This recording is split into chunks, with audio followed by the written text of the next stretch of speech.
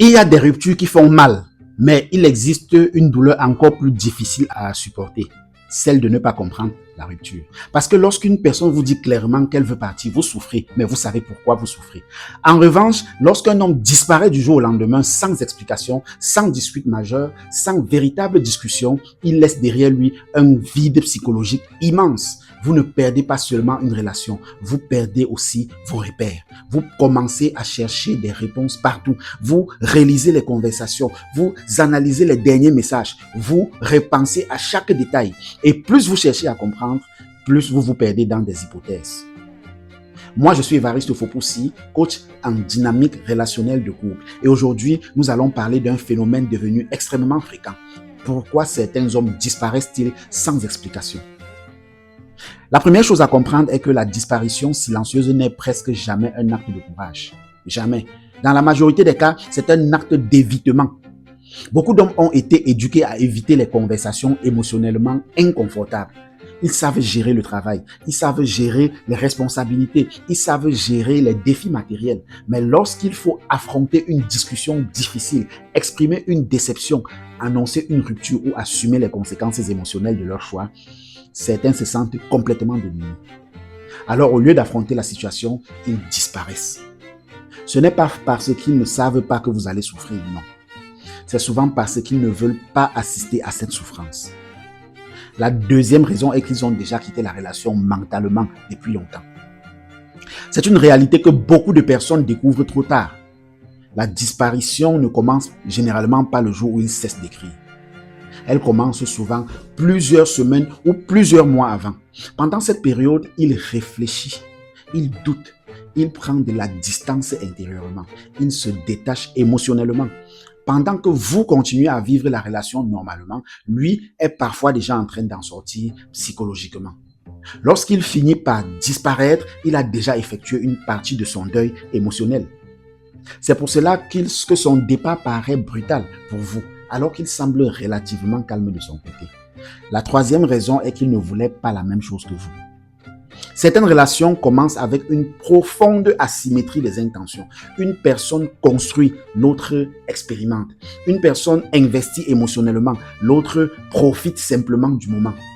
Une personne imagine un avenir, l'autre vit uniquement le présent.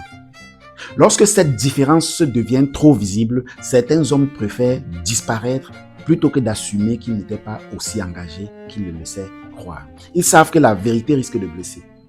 Alors ils choisissent le silence. Mais le silence ne protège personne. Il déplace simplement la douleur vers celui qui reste. La quatrième raison touche à la peur de la culpabilité. Beaucoup de personnes sous-estiment ce mécanisme psychologique. Lorsqu'un homme sait qu'il va décevoir une femme qui s'est attachée à lui, il peut ressentir une forme de culpabilité. Et pour éviter cette culpabilité, il cherche inconsciemment à fuir la confrontation. Plus il sait que vous êtes attaché, plus il sait que vous allez souffrir. Plus il peut être tenté de disparaître aussi. Paradoxalement, certaines personnes pensent réduire la douleur en évitant les explications. Alors qu'en réalité, elles créent souvent une blessure encore plus profonde, difficile. Parce que l'absence de réponse pousse l'autre à s'accuser elle-même. La cinquième raison est qu'il poursuit probablement déjà autre chose. Cela ne signifie pas, bien sûr, directement une autre femme. Parfois oui, mais parfois il peut s'agir d'un autre projet, d'une autre priorité, d'une autre direction de vie. Le problème est souvent qu'au lieu de communiquer honnêtement ce changement, il choisit de couper progressivement les ponts, ce qui n'est pas bien. Pourquoi en fait? Parce qu'il pense que ce sera plus simple. Parce qu'il pense que les choses vont s'éteindre naturellement. Parce qu'il espère éviter les conflits. Mais une relation ne s'éteint pas naturellement lorsqu'une personne reste émotionnellement investie.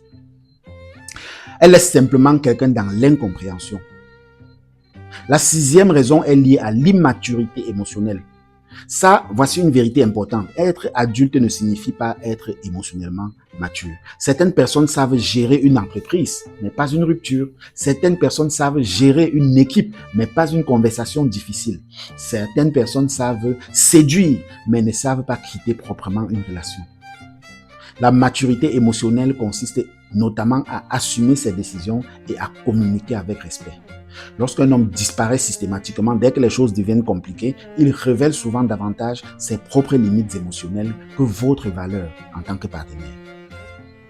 Et maintenant, voici probablement la raison la plus importante de tout.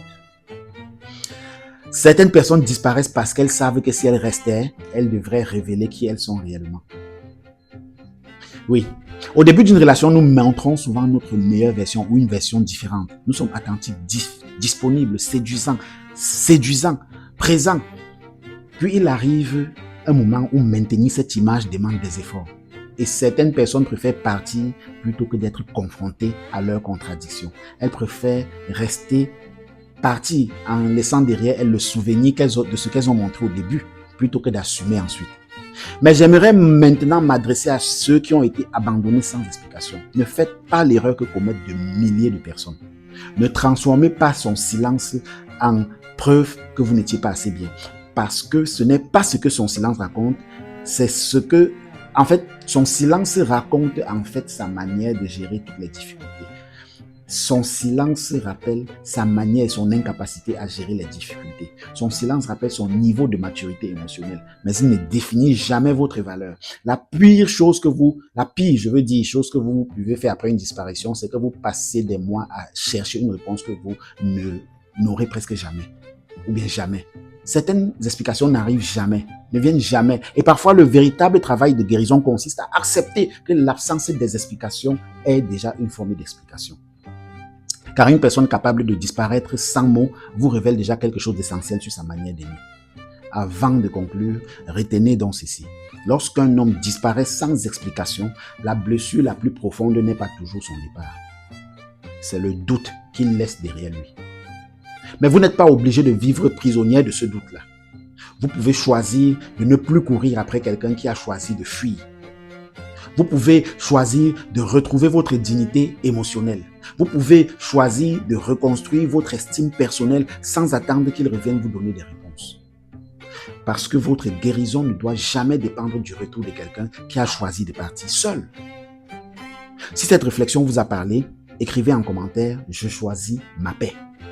Abonnez-vous à la chaîne pour ne manquer aucune de nos analyses sur les dynamiques relationnelles et partagez cette vidéo à une personne qui essaie encore de comprendre pourquoi quelqu'un a disparu de sa vie sans explication.